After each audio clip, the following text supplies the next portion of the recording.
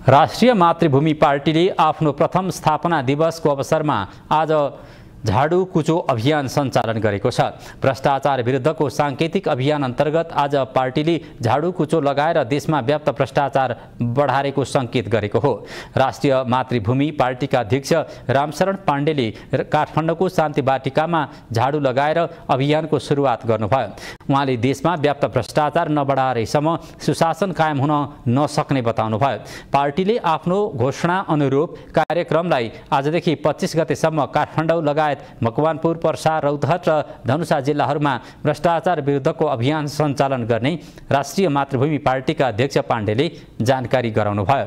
कार्यक्रममा वरिष्ठ नेता कुलबहादुर लिम्बुले देशबाट भ्रष्टाचार निर्मूल गर्न गाली नभई जागरुकता आवश्यक रहेको बताउनुभयो। गाली गलोज गर्नुको कुनै अर्थ छैन, कुनै अर्थ छैन। साँच्चै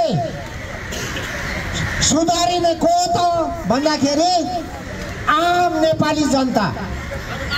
हामीले पटक पटक पटक पटक भोट दिँदै उहाँहरूलाई सत्तामा राखेको होइन त।